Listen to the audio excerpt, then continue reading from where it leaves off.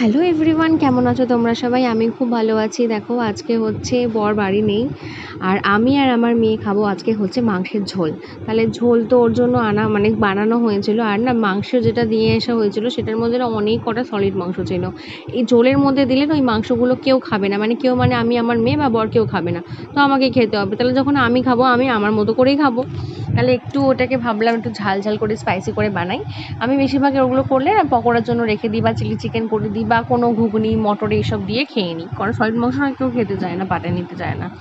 তাহলে এবার ঝোল তো করেছি, ওটা মেয়েকে দিয়ে দেবো, বা বর যদি রাতে এসে খায় তাহলে খাবে। আর এই মাংসটাকে আমি ছোটো ছোটো করে কেটে নিয়েছিলাম, অনেক কটা পিস ছিল জানো তো, তার জন্য আমি এই করেছি। সব গুঁড়ো মশলা দিয়ে দিয়েছি, আর একটুখানি অল্প দই ছিল, আর গোলমরিচ গুঁড়ো দিয়ে বেশ করে মাংসটাকে দলাই মলাই করে মেখে নিয়েছিলাম। আর কেটে নিয়েছিলাম একটা গোটা সাইজের বড় সাইজের পেঁয়াজের যা দাম একটু দেখে শুনে, তবুও ভাবলাম খেয়ে তো নিই, খেয়েই মরি। তারপরে টমেটোটাও বেশ গোল বড় মতো সাইজের দিয়ে বেশ করে টমেটো পেঁয়াজটা কেটে নিয়েছি, মাংসটা মাখিয়ে কড়াতে তেল ছ্যাঁক উলকুল দিয়ে দিয়েছি। তারপরে পেঁয়াজ আর টমেটোটাকে একটুখানি ভাজা ভাজা করতে দিয়ে দিয়েছিলাম আদা রসুনের পেস্ট, আর মধ্যে যেটা ওটা তো ছাড়া তো রান্না হবেই না, কোনো রান্নার কোনো টেস্ট পাবে না, মাংসতে বিশেষ করে।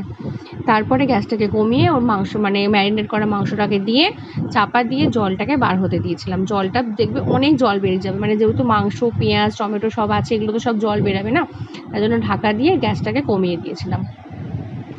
কমিয়ে দিতে অনেকটা জল বেরিয়ে গেছে, আমি একটু ফোন টিপে নিয়েছি সেই সুযোগে। তারপরে জল টল হয়ে গেছে, জলটাকে এবার শুকানোর পালা, কারণ এরম জল খেলে একদম ভালো লাগবে না। আর জানো তো মাংসটা কেন সাদা সাদা ফ্যাকাশে মতো লাগছিলো, তার জন্য একটুখানি গুঁড়ো লঙ্কা বেশি করে স্পাইস অ্যাড। তো মেয়ে তো খাবে না, যেহেতু আমি খাবো, তাহলে একটু বেশি করে লঙ্কা দিয়ে দিয়েছিলাম। ঝাল ঝাল হয়েছিল, আর মাংসটাকে বেশ করে আরও ভেঙে নিয়েছিলাম, কারণ গোটা গোটা না মুখে পড়লে ভাল লাগবে না, তার জন্য ভালো করে মাংসটাকে আরও খুন্তি দিয়ে একটু ডগা ডগা করে কেটে নিচ্ছিলাম, দিয়ে একদম বেশি করে আঁচটাকে বাড়িয়ে মানে ফ্লেমটাকে বেশি করে দিয়ে হচ্ছে মাংসটাকে একদম শুকিয়ে নিয়েছিলাম। দিয়ে আমি ওটাকে রুটি দিয়েও খেতে পারবে।